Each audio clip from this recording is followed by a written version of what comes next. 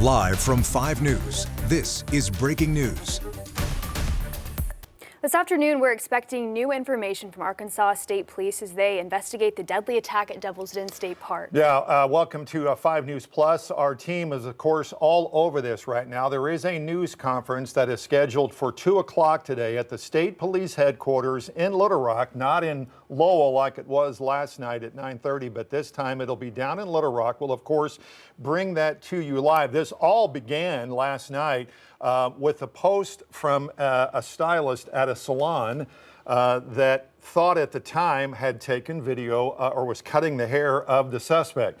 We went out and visited with her earlier this morning. We're going to hear from her coming up here in just a few minutes and get an insight as to what she was going through last night, especially after she posted that video to her Facebook page. Yes, and of course, police now have confirmed that they did arrest him at that salon. Here's some of the latest information we have right now. We have the latest mugshot of 28-year-old Andrew McGann. As we know, he was arrested around 5 last night at that hair salon in Springdale. He's in the Washington County Jail without bond, facing 2 charges of capital murder. Now, right now, we're learning that he was most recently a teacher in Sand Springs, Oklahoma. He was actually set to start as a teacher at Springdale Public Schools this year. Our reporter Kayla Davis is gathering information right now from the neighborhood where McGann was living, new to the area. She's told us neighbors saw a police presence at his home for several hours last night.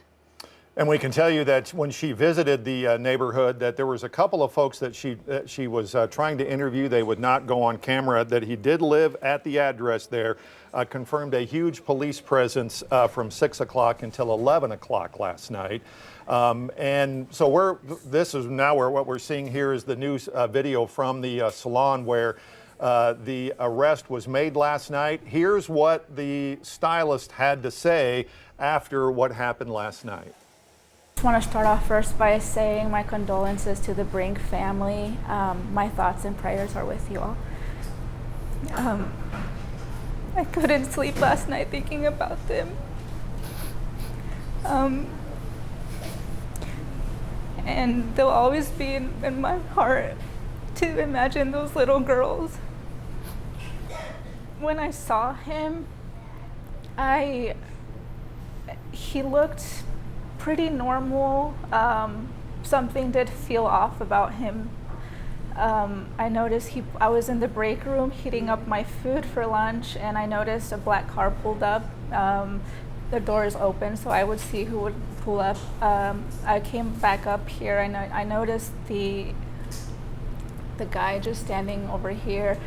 As soon as I saw him, something felt off about him. He looked pretty scary. He didn't look like he was okay.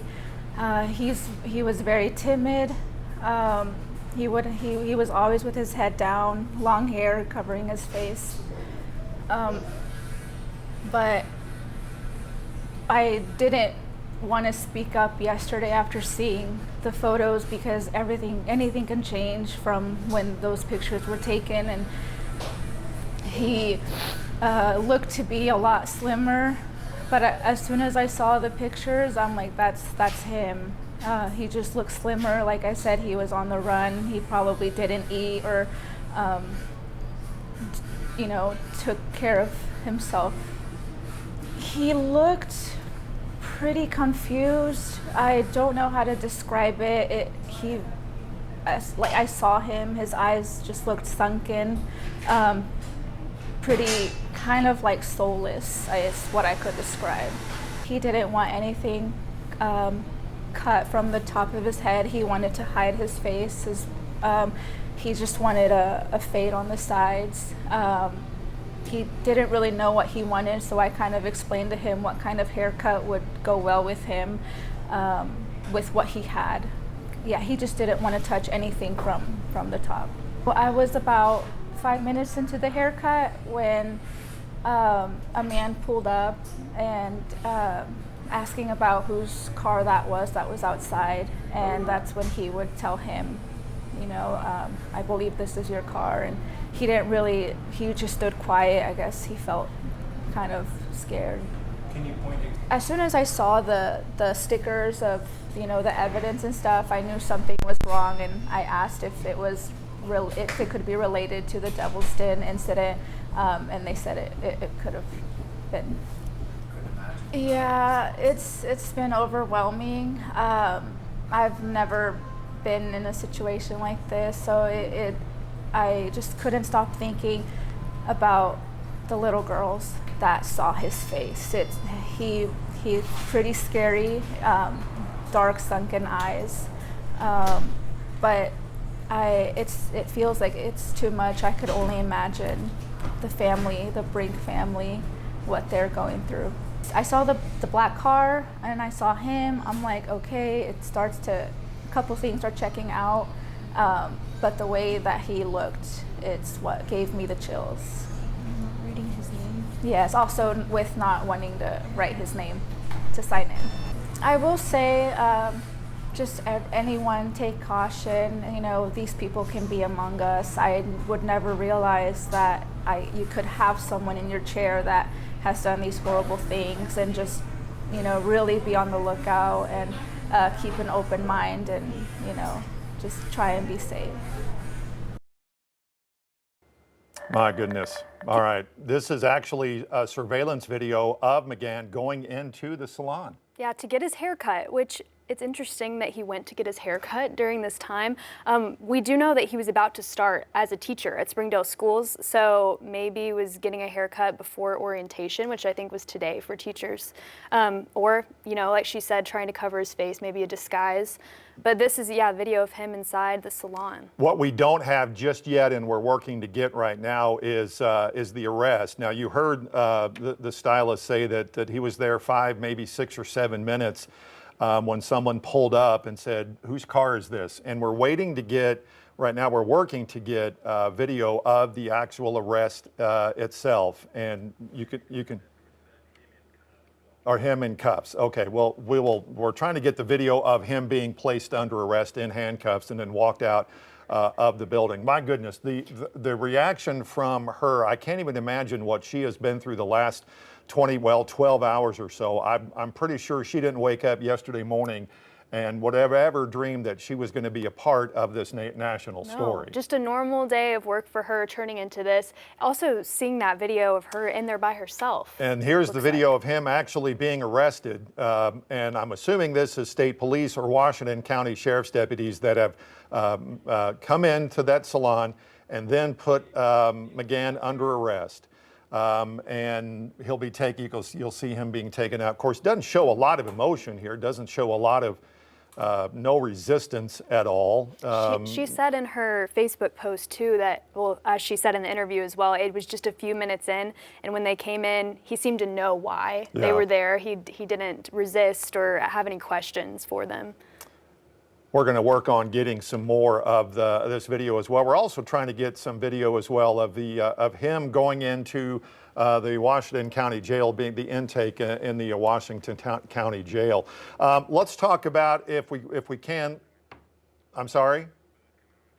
Oh, okay. And so Bo Russell's been doing this, since day one? Yeah, Saturday. That's and so seeing all this, and seeing it wrapping up at least to this point. Right. I mean, I think it's an emotional time, right? And law enforcement alluded to that last night. I think a lot of law enforcement took this personally. You know, people have talked about Devil's Den, and especially in the state of Arkansas, we take our park seriously. We're the natural state, right? And so they hit a place that was, a lot of people felt safe going on hikes. We've seen on Facebook and social media people saying, "Oh, I've been there all the time. I've never felt unsafe," And so, this has been called, we spoke with the West Fork police chief who said this was such a senseless crime, right? And I think that's what really hit home and had people, as the days went on, become more worried, right? I was worried, being out there, not knowing who was behind this and wondering why there was so little information coming out. Now we know law enforcement probably had more information than they were letting on, so that they could apprehend this guy without maybe scaring him off, And something we just saw in that video that, is really surprising is just how calm he looked, He did not look like a guy who expected he was going to get arrested there in that barbershop. So I think, right now it's kind of a 50-50. People are so happy that this guy's caught, but also,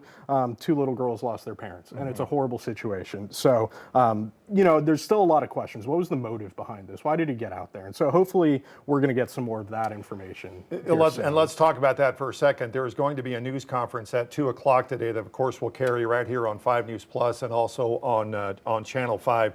I think we're all wanting to know a little bit more than what they released yesterday. And I get that there was limited information last night. They've had now 12 hours to process this. I'm hoping that we find out more. Yeah, absolutely. And especially as, you know, we're hearing he's worked at other schools in the past. And he was supposed to start working at a school today. I mean, thank goodness they caught him yesterday and he didn't get a chance to start work. But yeah, so I think we want to know, did people feel weird about this guy? Were there signs leading up to this? You know, what are kind of the protocols when hiring teachers? You know, these are all questions I think people are asking, and it's worrisome, you know, so that's where I think we're at. And we do know, I guess, that he had taught at least 2 schools. Sand Springs and Broken Arrow, and then a school Oklahoma, in Texas as well, and moved here from Oklahoma recently, to which the victims had also moved here recently. So the whole situation, there's just a lot of questions surrounding this. And you were at the press conference last night where they said they probably won't release a lot about the motive until they're still investigating that. So. That's right. Yeah, we're probably not going to hear a lot about the motive today. We might, you know, we don't know. But I think we can start putting some pieces together, right? You know, he's working out of school. In the first release that was sent to us from Arkansas State Police with a quote from the family, you know, they said that Clinton and Kristen were heroes who died protecting their 2 little girls, right? So I think we can start putting pieces together. But again, we're not going to have anything official that we can report on until law enforcement does provide that. I'm assuming that at 2 o'clock we're going to hear more about how the arrest came about. Exactly. If it was by chance that a law enforcement officer was just happened to be driving by that barber shop, or did they get a tip from somebody saying, hey, I think that car is around the corner down here, send somebody around and have a look. I'm hoping that part is revealed today, as well as to how this arrest actually came about. No, and that's a great point. And law enforcement said yesterday that, you know, tips from the public played such a huge role in this and how much information was brought. So I think, you know, law enforcement is very happy with their work. I think they're happy with the public work too. You know, I think sending in tips to law enforcement is so important, not as much posting it online, but sending it straight to them. And I think that really helped in leading to an arrest here. We did just receive something from Louisville, this is Texas, I believe. It was, North Texas, but it was just basically a press release from them to their students, teachers, community about, they say, the arrest of a former teacher who was at Donald Elementary during the 2022-23 school year, which we believe that this was kind of his first job after graduating from college, and then had the job in Oklahoma right before moving here. Obviously didn't stay at one place very long. Yes. Maybe at the most a year, maybe 2 years at one of these places, but or a year, maybe even less than that. So. Yeah.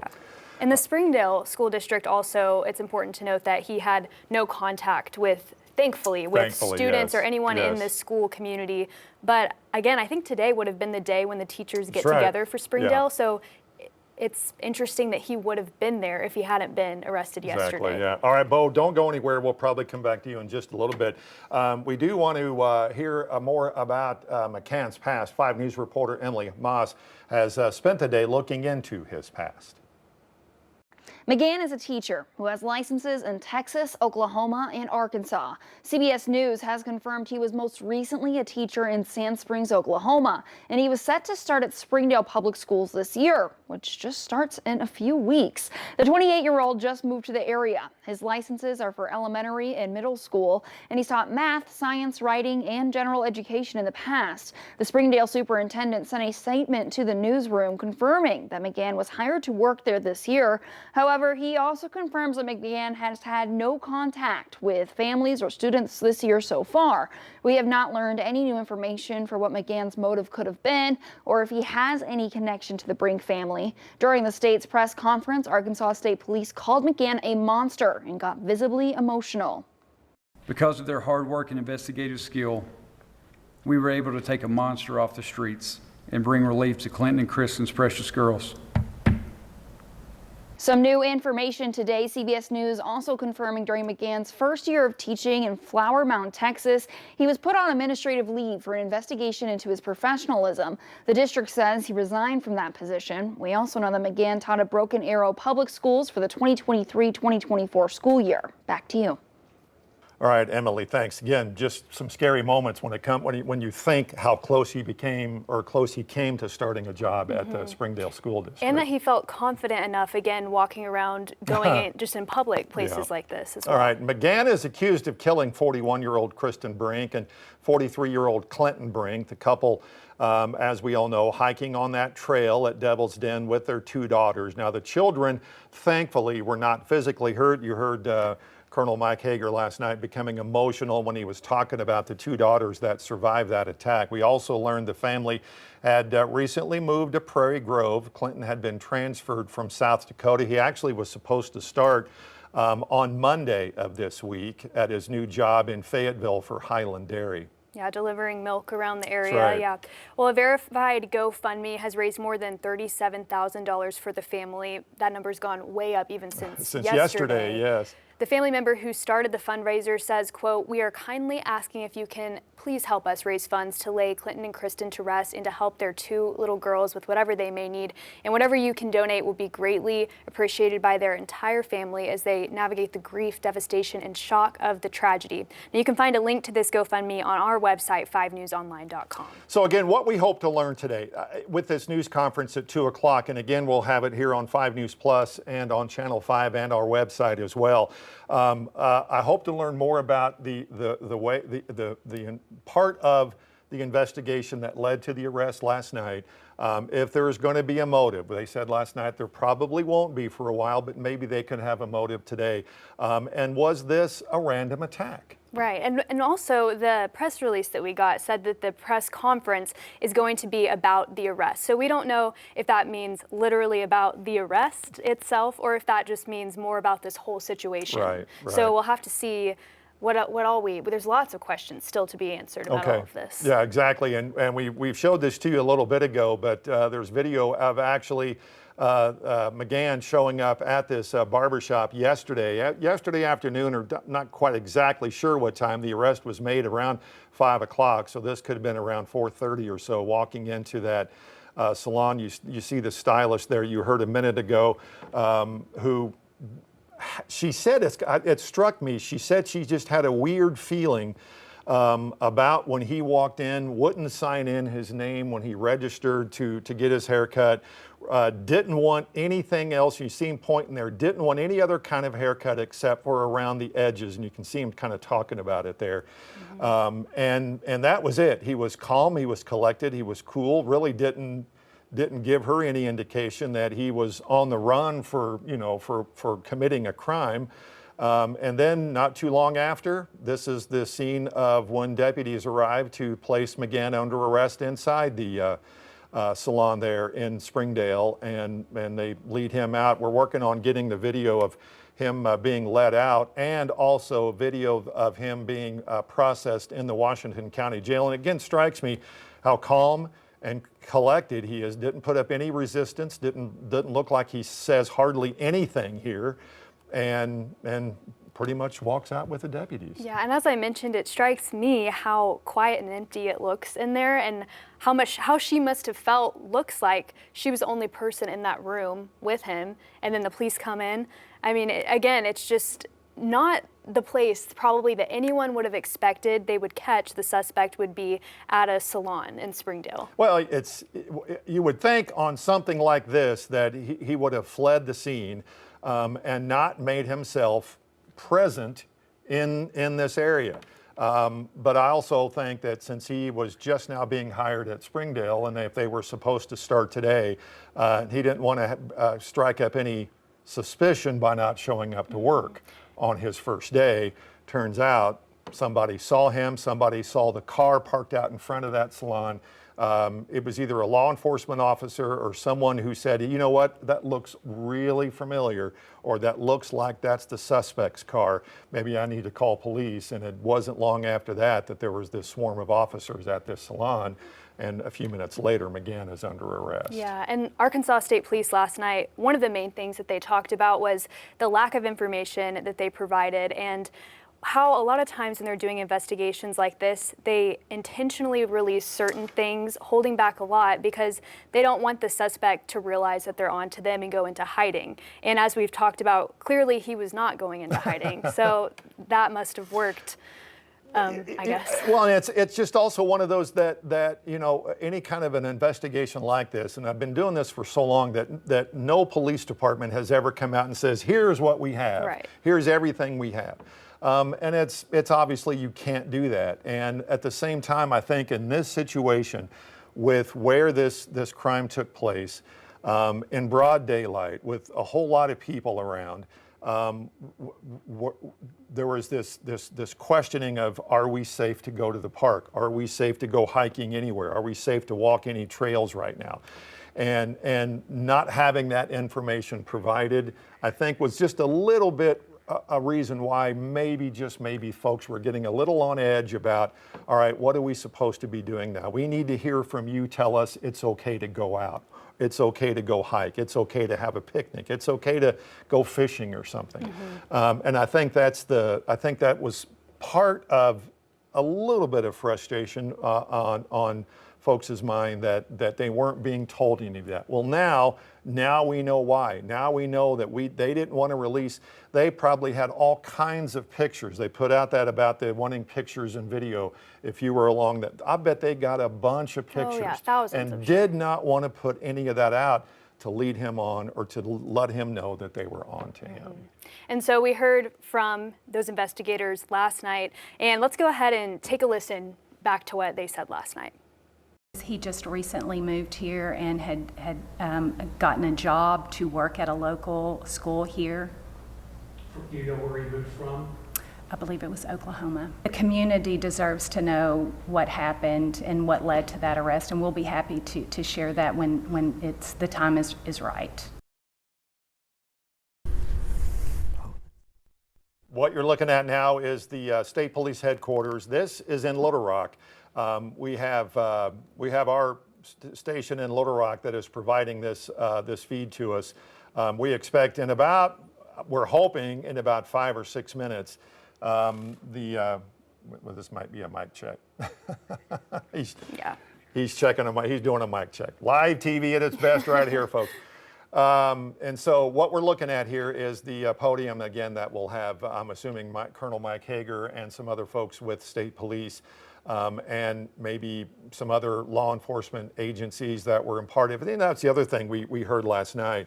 The governor, when she was in Lowell last night, was praising not only state police, local law enforcement, game and fish, state parks department. We heard how they all teamed together and came together for this, spending a lot of hours. I think one of them said there's a lot of guys with, scruffy beards and haven't eaten in a long time. Yeah, so that's the one thing about this. This is an amazing coordinated effort into finding this suspect in a double murder that really has become now a worldwide story. Oh yes, it's lots of national attention and people from all over the world talking about this. And again, we don't know exactly what answers we're going to get from this press conference. Some of the questions we still have unanswered are that we know we aren't going to get the answer to very soon are, again, the motive. The cause of death hasn't even been confirmed by police yet. Yeah, I was just looking at email just to see if we'd gotten anything from state police. They sent out an email yesterday notifying us of the news conference with some information, and I was thinking they may send something out, but we may just have to wait and see what they say at 2 o'clock this afternoon, here in about 5 minutes or so.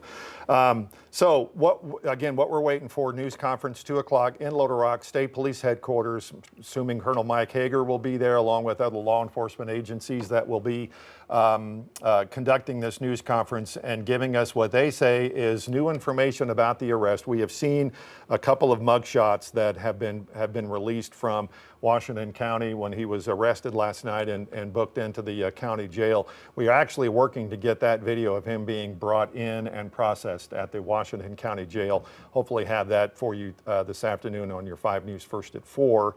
And we have all of our reporters working on this. We have different angles. Kayla Davis in the neighborhood where he lived. You heard from the stylist there at the salon who actually pretty much tipped off and got this whole thing started about him being at her place. We're going to hear more from her. Oh, this is the intake. This is the video intake. we were waiting Okay. on. Yeah, Well, a little hard to see. you can see it, him walking in the blue shirt. And this is at Washington County Jail. Washington County Jail. He's in the blue shirt there. This is obviously a camera that is above and it shows the entire room, but you can see him there at the bottom right-hand side being searched, still with handcuffs, wearing the shirt that he was wearing at the salon. This was probably, I don't know, just a few minutes after his arrest, and he was led off from the salon to the Washington County Jail. We have been told that he is still in the jail. He is not obviously being released because there's no bond set in this case, and I believe he is going to be his first court appearance tomorrow, if I'm not mistaken. Yes, tomorrow morning, early tomorrow tomorrow morning. Okay. So we will be there, of course. Oh, we'll yeah. have more updates from that as well. Still a lot to learn about his background. It's very interesting. I think another thing that's shocking is that he was a teacher.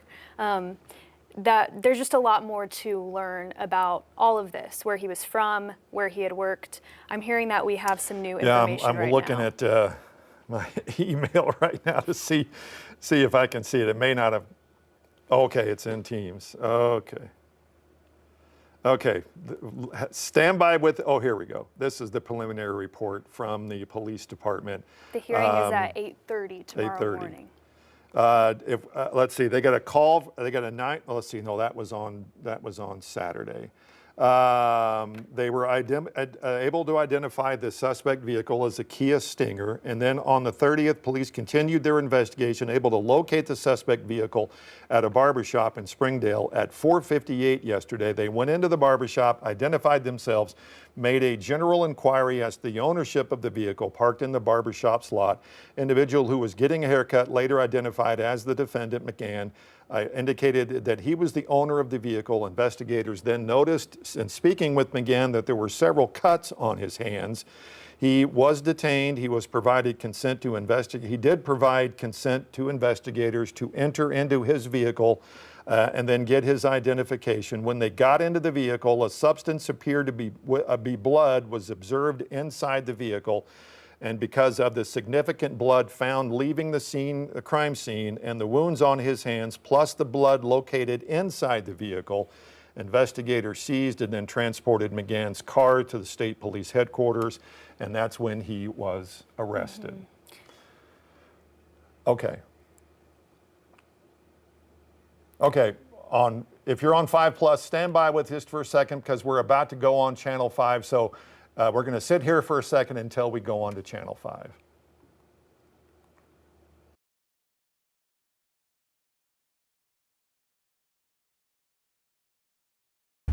Live from 5 News, this is Breaking News. Well, thank you for joining us here on 5 News. We're about to go into a press conference in Little Rock regarding that double homicide at Devil's Den and the arrest that police have made. Yeah, Andrew James McGann was arrested yesterday at 5 o'clock at a salon in Springdale. What you're looking at is the state police headquarters in Little Rock this time. They were in Lowell yesterday at State Police Troop L headquarters. Now they're at the main headquarters in Little Rock. We are told we're going to hear more about the arrest, what led up to the arrest yesterday of Andrew James McGann. Of course, he has now been charged with 2 counts of capital murder in the attack that took place on Saturday at Devil's Den State Park. And I'm assuming we're going to hear from Colonel Mike Hager and other law enforcement agencies that were involved in not only in the investigation, but in the arrest that was made last night in Springdale. Yes, and we did just get a new preliminary report to our newsroom that we were just looking at, and you were telling us a little bit about what it says. Well, other than what we knew about the situation, this is the actual video of him being arrested, by the way, in that salon there in Springdale last night around 5 o'clock or so. The report says that in the days following the homicides, police able to identify the suspect vehicle as a black Kia Stinger. Yesterday, police continued the investigation, able to locate that suspect vehicle at a barber shop in Springdale, which is what you're looking at here, around 5 o'clock last night. Investigators went into the barber shop. They identified themselves as police. They made a general inquiry to those inside the building as to the ownership of the vehicle parked at the barbershop lot. Now, an individual who was getting a haircut, later identified as McGann, as you can see here, indicated that he was the owner of that vehicle. Investigators noticed in speaking with McGann that there were cuts on his hand. McGann was then detained. He then provided consent to investigators to get into his vehicle and obtain his identification. When investigators got into the car, a substance appearing to be blood was observed inside the vehicle. We'll talk more about this in just a second. Let's listen into the news conference. Good afternoon. I'm Colonel Mike Hager, Director of the Arkansas State Police and Secretary of Department of Public Safety. Appreciate you guys coming out this afternoon. We're going to just kind of go through some bullet point information, and I'm sure it's going to spawn a lot of questions. We're going to try to answer as many of those questions as we can. I want to introduce our partners. Well, actually, I'm going to let them introduce themselves, but we do have our two deputy directors, Lieutenant Colonel Mike Kennedy and Lieutenant Colonel Jason Aaron, that are with us, and I believe the rest of the people behind me will speak, and I'll let them introduce themselves. I want to start by thanking our investigators. It's hard to express the amount of time and effort and energy that goes into an investigation like this. You could see it on their face when we walked into headquarters last night, had the opportunity to see them, talk to them, thank them in person at the culmination of this.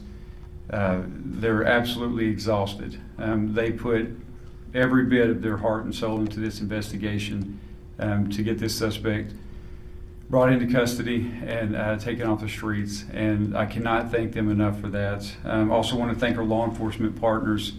We are truly blessed in Arkansas. It's not always common, and that's unfortunate, but we have a relationship with our state, local, and federal counterparts that's second to none. There was an incredible amount of cooperation and collaboration that went into this investigation. No part is less than any other's part. There's a total package that has to be looked at, has to be investigated, and these groups work together in a very impressive way, and we can't thank them enough. Not just on this case, but in every case that we work within state police. To have that partnership with them is really valuable. I want to thank the public for providing images and videos from cell phones, home, and business security footage that directly advanced this investigation. We'll talk a little bit more about how that played out, but the information that was put out and the request for information back from the public directly resulted in this person being brought into custody. It allowed our investigators a starting point to move forward and to use their skills that they've developed over the years and their experience to bring this person into custody. We had about 500 tips that came in through our phone lines, social media. Not only were there a lot of tips that came in, and we're very thankful for that, but there's a lot of people that have to field those tips. And it's not all badge-wearing, gun-toting members of the state police or Department of Public Safety. We had a lot of civilian personnel that were tasked with that. There was a lot of time and energy spent on triaging those tips and making sure they went to the right people. And so we owe a great gratitude for that support staff that helped with this as well. Although everyone is innocent until proven guilty, we did confirm this morning that our suspect's DNA has been a positive match to the DNA that we suspected to belong to our suspect at the scene. During an interview with investigators, the suspect indicated that he did commit these murders. We executed a search warrant at his residence. There were articles found there that are consistent with being involved in this particular crime, and I will let Major Rhodes speak more of that or more to those details. We do believe he acted alone. We have absolutely no reason to believe that there's anyone else involved, and we do not anticipate any future arrest or any other arrest beyond this suspect. I'm going to go ahead and pass off to Major Stacy Rhodes. She can walk through a little bit more of the information, and I'll return to the podium and we'll answer any questions we can. Thanks. Well, good afternoon. As he indicated, I'm Major Stacy Rhodes. I oversee the Criminal Investigation Division for the State Police. And I kind of want to walk you through how we initiated and progressed through our investigation. So, as you all know, we responded to a call for service at the state parks. Two young children were found and indicated that something had happened to their parents on the trail. That initial information that came from the kids gave us our first starting point, which was a description of a suspect. There was another witness at the park that we encountered that gave us additional information about the suspect and a particular vehicle that he was seen leaving the park. With that, we took the information, completed and let me kind of, we'll start there. So from there, we had a pretty good description of our suspect. We did our initial release. Other witnesses came forward that were on the trail during the time that the murders occurred that did not see the murders, but brought forth video footage, photographs that they had taken on their day trip to the park. From that, we obtained a photo. We interviewed witnesses and were able to compile a composite sketch of what we believed our suspect looked like. With that, we received dozens and dozens of tips. With the initial vehicle information that we received, it being a black sedan, one of the initial descriptions was that it was sporty. From that, we received well over 5 or 6, maybe close to 10 videos of this particular car from homes and businesses along the routes in and out of the park. So we were able to ascertain a pretty good description of this vehicle.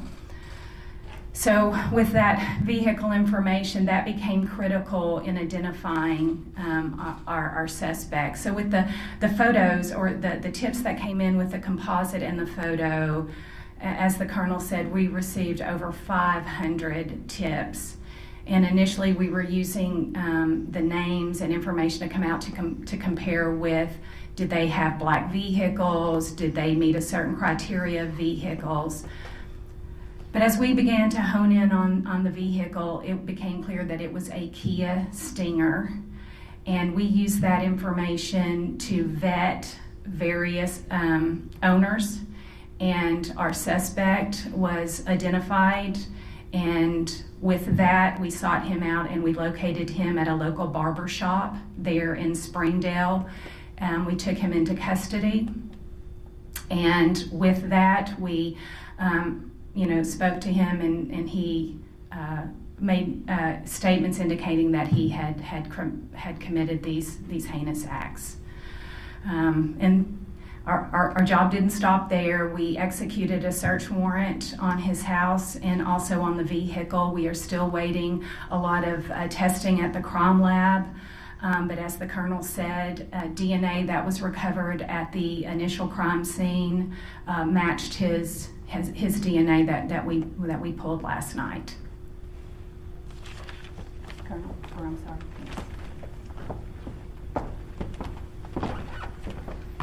Good afternoon. My name is Brandon Carter. I'm the prosecuting attorney for Washington County, Arkansas. The first thing I want to say here today is that my thoughts are with the Brinks family. There are 3 girls who tragically lost their parents in this case. And although today is a good day for law enforcement, there's a shadow over it because of the tragedy that occurred on Saturday. I want to commend the state police for the work they did in this case. I couldn't be more proud to be an Arkansan today. I couldn't be more proud to be a resident of Northwest Arkansas right now, and I'm confident and satisfied with the work that law enforcement did in this case. Especially, I want to note the cooperation I saw between local agencies in this case. I could name them all off, but I have a list here of 7 to 9 agencies that worked hand in hand to quickly solve this crime, and I commend every law enforcement officer that worked on this case. I also commend any member of the public that provided us information that led to the solving of this crime. I want the public to know that they're safe. The defendant in this case is innocent until he's proven guilty, but I'm confident that we have the right defendant in this case, and that the public need not worry going forward. Someday they're going to open Devil's Den State Park, and I'll be on the trail myself when that happens. The defendant will be spending time in Washington County Circuit Court over the course of the coming days. It is my intention to use the full weight of my office to bring this defendant to justice for the Brinks family.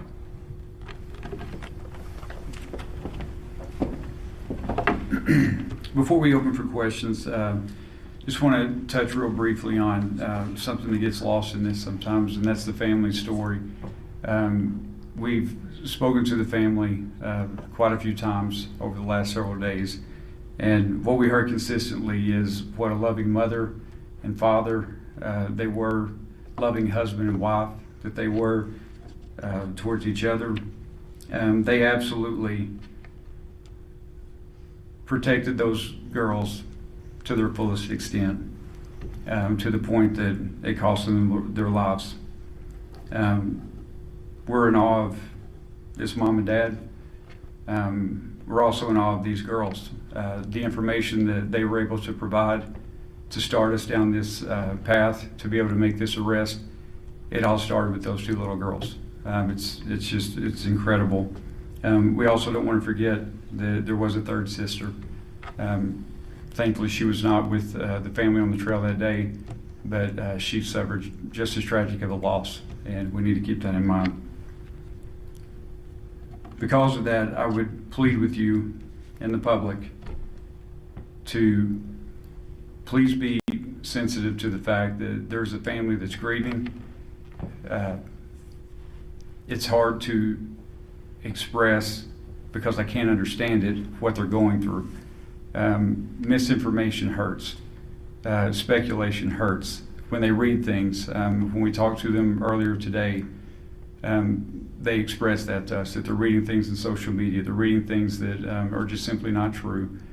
People are speculating, they're talking about things that are not factual, and it hurts. There's no place for that. Along those lines, we have to be very careful in an investigation to be calculated in the amount of information that we put out and when we put that out. I can tell you that this investigative team had one mission and one mission only, and that was to put hands on this suspect and to get him off the streets. And on a daily basis, we got together and we talked about what we felt like that we could put out to the public and what was going to be advantageous for us in the investigation and what could potentially be detrimental. One thing that we did not want to do is put information out that was going to take attention away from someone that we needed to look at. You have to remember all the information that we're working off of started with 2 little girls that witnessed the most horrific thing that you could ever imagine. That was the base of everything that we had. So we had to be careful about relying solely on that information. We had to collaborate that. We're also working in an environment that is half a mile into the woods. So by the time that we get the information from these little girls, and then we collaborate that with members from the public, they can talk, or they can, give us further information based on the suspect description and things like that, and then that leads us to a vehicle, and then that leads us somewhere else. This is not an episode of CSI, and it's not going to be wrapped up in a 1-hour episode. It takes hours and hours to develop that information, corroborate that information, and know that it's good information, and know that it's something that we can put out. The last thing that we want to be responsible for is putting information out that's going to hinder the investigation or hinder someone's their likelihood of calling us and putting us onto a suspect that we need to be looking at, because it didn't meet all the markers that we thought it should meet. So I hope you can be understanding of that, and I hope as we move forward from here that the speculation and a lot of the talk and a lot of the chatter, especially on social media, that people will be very sensitive to that. This family's been through enough, and they don't deserve to be victimized any further than they already are. And with that, I'll open it up for questions. Colonel, Yes. can you elaborate more on what was the reason behind this? What was the motive for this? Was this random, or what happened there? And what was the cause of death? How were they killed? As far as the motive is concerned, it's part of the investigation. It's two parts. The first part of the investigation is always going to be to identify and apprehend the suspect. The second part of the investigation is a lot of the whys and a lot of the details. That's still a part of the investigation. I can tell you that we have no reason to believe that there was any known association between our suspect and our victims. There's nothing to indicate that at all. It appears to be a completely random event. As far as the weapon that was used, it was a knife. Our victims died by stab wounds. Yes, ma'am. Thanks, Colonel.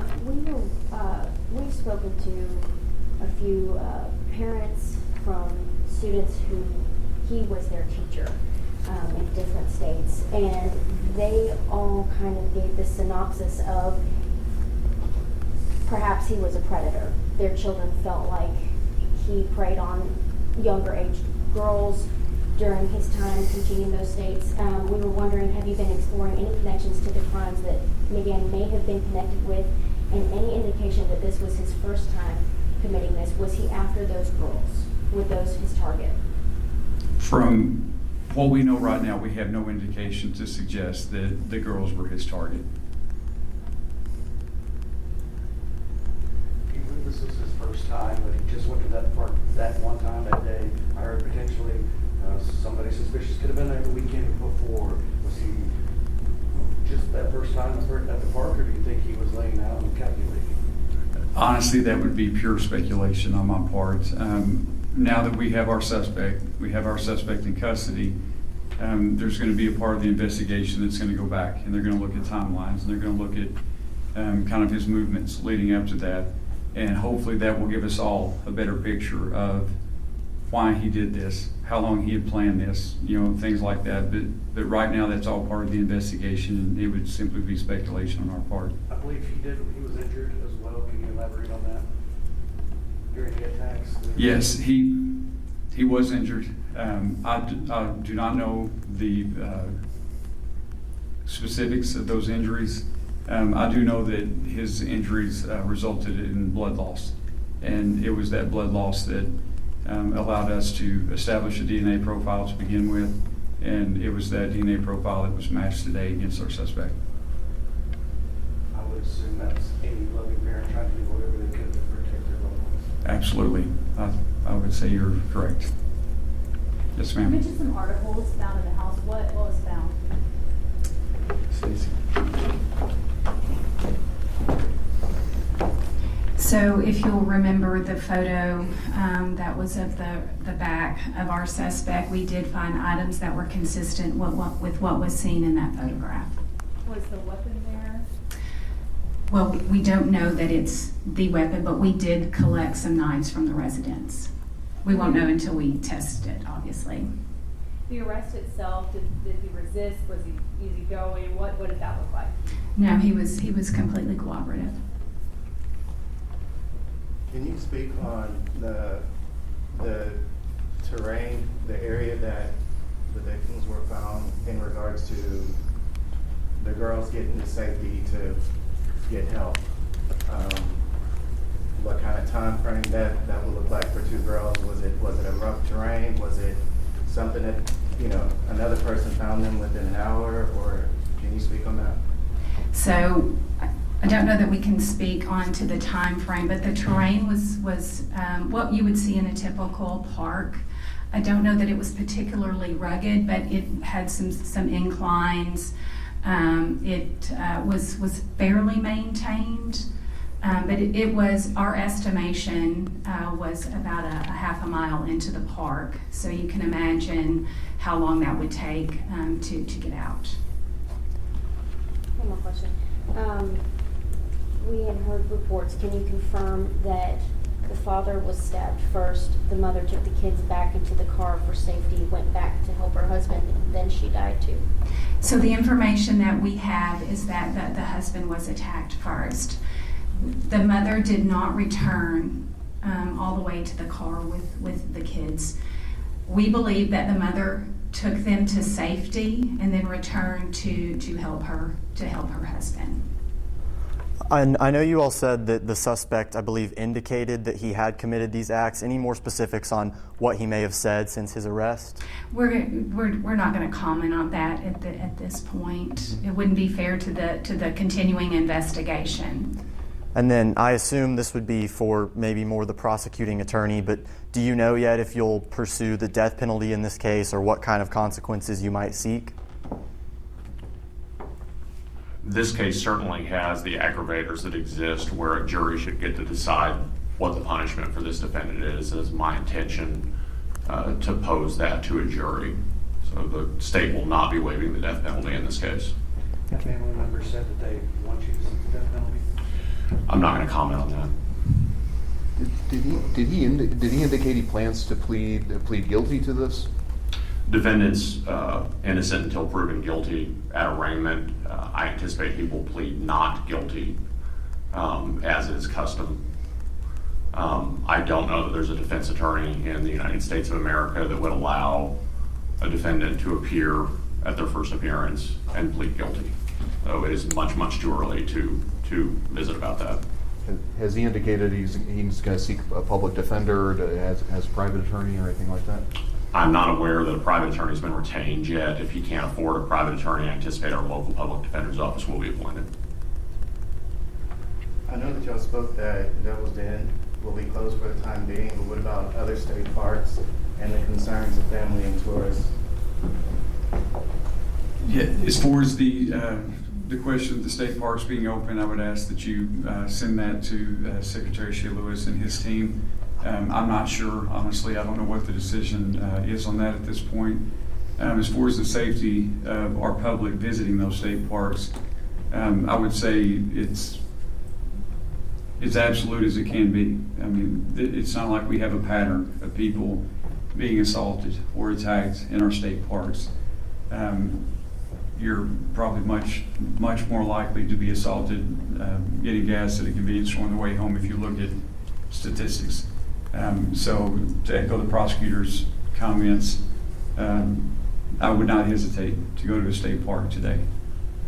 I know you're still looking into it, Stacy, but have you found any more information about background? Last time you recently moved to Springdale area. Do you have more information you can share? And just before we let Springdale School District, what else can you tell us? So, I don't have a whole lot. Some of that we will look into. I can just tell you that we found that he lived in Texas and also Oklahoma and had recently moved here and had taken employment as a teacher. It doesn't sound like he was ever an actual teacher in Arkansas, but that he was a teacher in other locations. Right now we're completely focused on our case here, and we haven't explored any of that background investigation. I fully expect that other jurisdictions will probably reach out to us to see if they have if there are cases throughout the U.S. that may be connected to him. I fully expect that. But as of right now, he's the only suspect. He's not a suspect in any other incidents here in our area. That's correct. Not that we've been made aware of. That's for sure. Recently, moved here a few weeks ago, a few months. I believe it's been a few months. Yes, sir. Major, can you clarify? You say he made statements indicating that he had killed them. Did he flat out confess, or what exactly did he say? So I was not actually in the room when he was confessing, so I'm not going to speak to, I certainly don't want to get that wrong, but just know that he did indicate that he had committed the murders. Would you I guess, would you call it a confession, or you don't know for sure? I would call it an admission. Does the suspect have any sort of criminal history that you all know of? No, he did not. Not any adult criminal history that we've been able to find, for sure.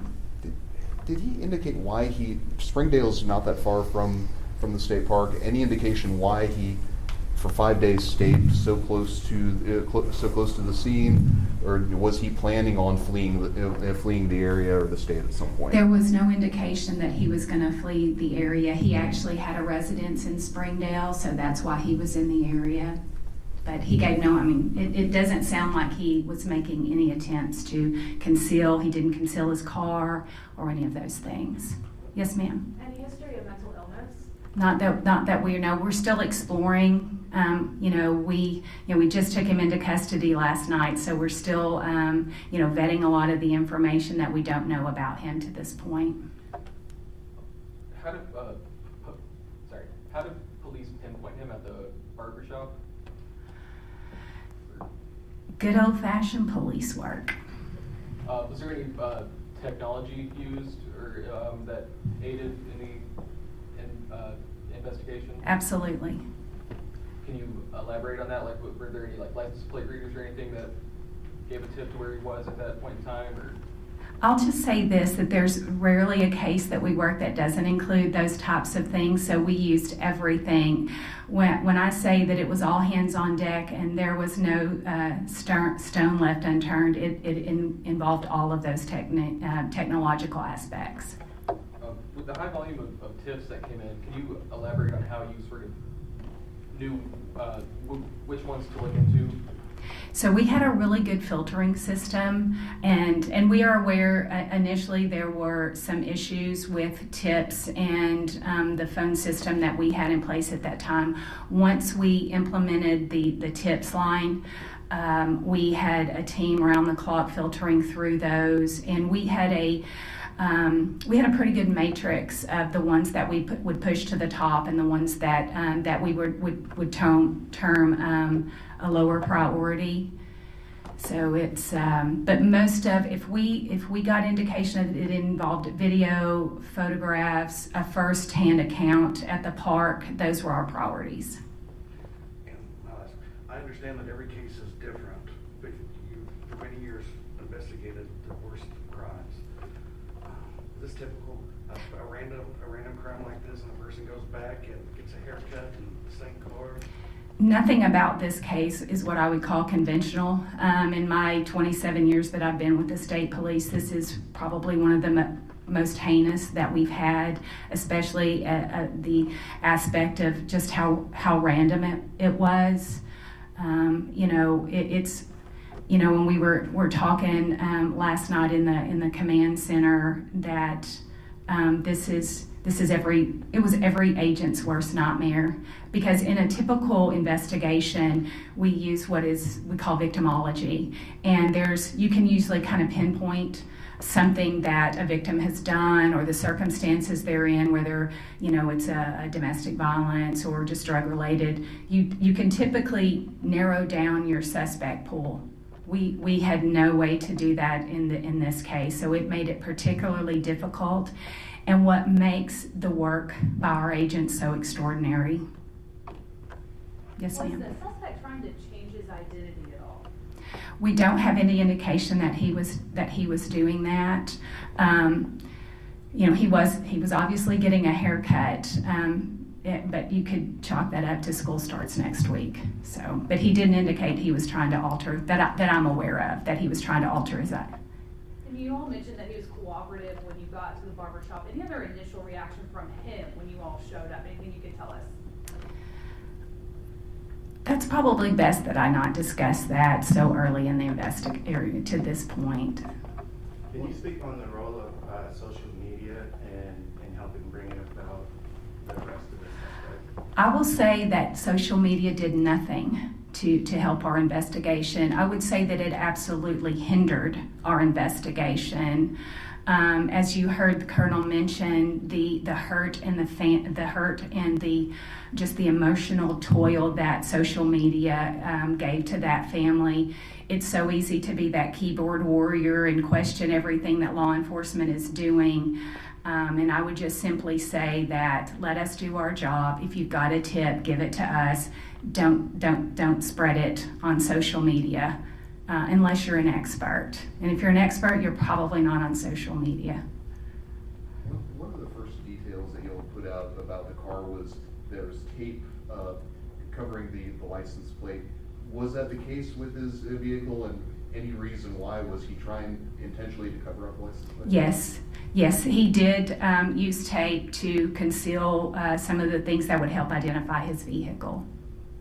Yes, ma'am. Does that lead you to believe at all that he's done this before? There are indications. I mean, everyone speculates that he took there was a lot of thought that went into this to conceal his identity. I will say that, but on the other side of that, he was also very sloppy. So whether he committed something else, we don't know, but we are certainly going to explore that. How long between when you determined that he was the suspect that you were looking for and when you made the arrest? How long did that take? Within the hour. How long between when he began questioning until he confessed? I don't know that, I'm sorry. I think we're just going to take a couple more questions. Anyone else? Can you speak on which agencies and how many officers that were involved? Oh, so in any agency that I missed, the Colonel may have included this. I can tell you that the FBI was instrumental, the Washington County Sheriff's Office, the Fayetteville Police Department, just about every agency up there, the Benton County Sheriff's Office with their flock cameras, the Park Service, the Game and Fish. Who am I leaving out? Springdale, absolutely instrumental. They had a detective embedded with us from the very beginning, and anybody else? And just dozens of detectives that were all hands on deck, working around the clock to make sure that we made an arrest. The community deserved that, and that's what we gave them. And moving forward, the different agencies in supporting these kids, loss of both of their parents, if there's anything that you want to touch on with that. I'm sorry, I don't understand the question. I said moving forward and supporting the kids after the loss of their parents, like if there's anything that you want to say on that with the different agencies that were involved. Colonel, you probably better answer that question. I'm not sure if I understood the question exactly, but I can tell you that Governor Sanders has been in contact with the family multiple times. She's expressed the absolute heartbreak of the state, the support and the prayers that that family will receive, not only from her and her family, but from the state of Arkansas. In addition to that, she's made available any resource that family needs during this recovery process from state agencies, whether that be law enforcement or other type of support agencies. I can also tell you from someone myself that has spoken with the family multiple times, they're an incredibly strong family, and they have a very, very strong family support in place. I have no doubt that those three girls are going to be well taken care of, and they're going to get everything they need from that family. And they also know that if they have a need that we can assist with, we being the state of Arkansas, any type of state public entity, then we will absolutely do that. Lastly, I know while the investigation is ongoing, you're conducting an internal review and we'll see could things be done better when it comes to call transfers and information being released. Am I correct? Can you talk to me about that? Yes, we will always, after any significant incident, we'll debrief it and we'll look at what we did right, what we did wrong, what we could do better. I can tell you from our vantage point right now, it's hard for me to be critical of anything that our investigators did. They have, you know this, I know these guys, I know our capabilities, but you forget, honestly, until you see it play out, you see the level of expertise and skill. Cannot say enough about our investigators, and not only the skill set that they use to bring this suspect to justice, but just they put everything into it, their heart and soul. I mean, it was an impressive thing to watch, and so of what we could do better, I'm sure there'll be things. Y'all have heard me say it before. Our agency is comprised of human beings, and we're always going to make mistakes, and there's going to be things that we can fine tune. But from my vantage point right now, I have nothing but gratitude and respect for our investigators and the way this was handled. Colonel, one more question. Can you confirm when you spoke to him after the arrest that this was not, he didn't know them, he didn't know the family at all, this was just a pure accidental coincidence that he targeted them? I can confirm that, and again, as Major Rhodes said, I was not present for the interview, and I've not listened to the interview yet. But I can confirm that we have absolutely no indication, no reason whatsoever to believe that there was any connection at all between our suspect and our victims. I've got one more. Can you elaborate on the role that the FBI and federal law enforcement held in the investigation? Yeah, so the first thing I can tell you is how blessed we are with their partnership. The prosecutor and the major both mentioned all the agencies that were involved. What's always nice about that is they don't wait on us to call them. As soon as this was known, as soon as it was made public, honestly, I don't know how they found out as quick as they did. My phone started ringing off the wall from our special agent in charge of FBI in Little Rock, from the sheriffs in the northwest part of Arkansas, the police chiefs in that area, HSI, you name it, just about every agency that you can think of immediately reached out to us for any support that we needed. I cannot specifically tell you what roles they played, but I can tell you that they played significant roles. There was, as the Major alluded to, there's part of the investigation that is looking at this from the standpoint that it's completely random. There's another part of the investigation that has to close the loophole of is there a connection at all between our suspect and our victims. And unfortunately in this case, our victims had recently moved here. Their origins are from California. They, I believe, lived in North Dakota most recently. So there's a lot of geographical space and a lot of people that had to be talked to. And we leaned heavily on not only our state and local partners, but other state and local, and absolutely our federal partners. I'm just curious about the communication challenges out there. I know we can't get cell service when we go out there. Right. I mean, how much did that affect the response, and how did that affect the investigation? Yes. The answer to that question is yes. It was very challenging. The fact that we did not have cell service and our investigators didn't have cell service, that other campers on the trail didn't. So, again, it kind of goes back to the type of information that was coming in, the amount of information that was coming in, and the time lapse of the information that was coming in. It all factored in. To say this is an unusual crime scene, unusual crime in just about every aspect, it was extremely challenging. And all of those things came into play, from lack of cell service to the terrain itself. I think one more, and then we're going to wrap up. Yes, ma'am. Are the kids enrolled anywhere near the school that he was going to check? I don't know the answer to that. I know the kids are with the family right now, but I don't know the answer to that. Okay, thank you very much. All right, you've been listening for the last 40 minutes or so, an update on the arrest of Andrew James McGann, the suspect involved in the double murder that took place at Devil's Den State Park last Saturday. And just to recap, and I think what was lost in all this because it was announced such a long time ago, that he actually has, once he was arrested there at that beauty show, the salon, then he was taken to the Washington County Jail, that he confessed to stabbing the 2 victims. Now, Major Rhodes said it was not really it was more of a confession than it was than anything else that he did admitted. It was an admission that he did actually commit these two murders that took place on Saturday. And obviously, they spent a long time at this press conference. We got a lot more answers, and we got a preliminary report, which is kind of what all this information hinged on, that report. So I'll just recap what we know from that really quickly that we didn't know before. One of the things was that a hiker found the 2 girls.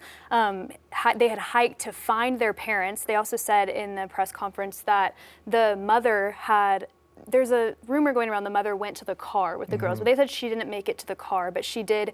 The father was attacked first. The mother brought the girls to safety and then went back to help, and then she was attacked. They confirmed at the press conference. And then also a witness told police they saw this man with what appeared to be blood on his face.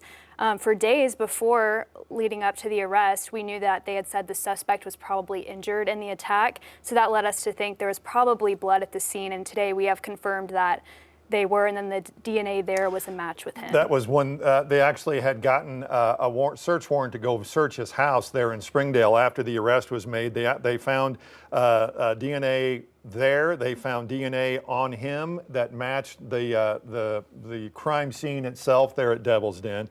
They found other articles at his home that were consistent with this case, and they answered it 2 or 3 times, but that he did act alone.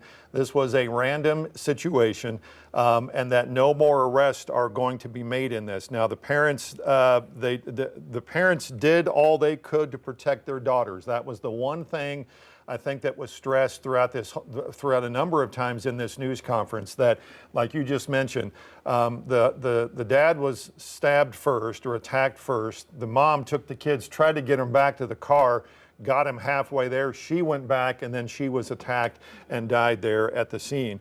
Just a lot of new information about this, and there was some information that they cannot release just yet, other than any kind of criminal history, or if there is any history of mental illness. That is also a part of this ongoing investigation that may take some days before we know the answer to that question. Yes, definitely. And we can go ahead and bring in Bo Russell right now as well. He's been following this since the beginning. If we can go ahead and bring him in. He's here with us off camera. There we go. Now we're moving. But Bo, you were the first on the scene. You've been following this since the beginning. What are kind of your takeaways after listening to this? Sure. Well, hearing all this, the press conference, the new release we just got, the police report, it's kind of putting the pieces of the puzzle together. You know, when I arrived there at about 4 o'clock, 4:30 that Saturday, there was law enforcement everywhere, but they weren't in too much of a hurry, right? And now we're learning that they had pretty good information that he had left the scene, right? And so that kind of fills in that part of the picture of, well, why weren't campers told to leave, right? They were pretty certain this guy had left the area and didn't plan on coming back, right? And there were law enforcement officers at both ends of the park, so if he had come back, that would have been really stupid, you know? So they were sure that that wasn't gonna happen, and so that fills in that part of it. Something that I think also has been filled in is, you know, with the lack of information to the public, we've been wondering either, you know, they have no idea where he is, or they're so locked in on him that they don't want to release anything and spook him. I think now we know they were kind of somewhere in the middle, right? They had all this information from viewers, from the public that had been sent in, and when they arrived at the barbershop, it sounded like from the press conference, that was just one of many tips they were following up on, and I think he was pretty stunned when he was caught. You know, we've seen that footage now from the barbershop. He did not seem like he was expecting to be arrested right then. So yeah, you know, just little pieces coming together. It's a lot of what we thought it was going to be, and it's, you know, it's nice to know that he's behind bars. You know, they wouldn't use the word confession, but admission. Admission, yeah. Right. So we have a pretty good idea. One last thing I want to mention is, you know, he's been charged with 2 counts of capital murder in the state of Arkansas that is punishable by the death penalty, and the prosecutor made it clear that he's going to seek that sentence in this case. What he say? He is not going to waive the death penalty as an option for the jury. You heard us mention a moment ago the DNA that was found on McGann and that it matched the DNA at the scene. Colonel Mike Hager actually talked about that. We did confirm this morning that our suspect's DNA has been a positive match to the DNA that we suspected to belong to our suspect at the scene. During an interview with investigators, the suspect indicated that he did commit these murders. And again, that was at the beginning of the news conference, and I think you and I looked at each other and said, oh my goodness, he has confessed to this, or at least he has admitted to this after he was arrested yesterday at that salon just before 5 o'clock yesterday. You did hear from Brandon Carter, Washington County prosecutor, commending state police, other law enforcement agencies as well, and he really wanted to stress, and it's one of the things we had talked about before the newscast started, the public is safe.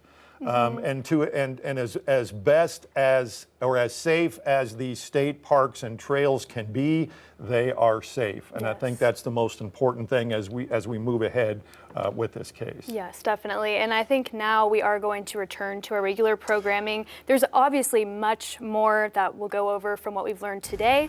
You can follow this on 5 News Plus.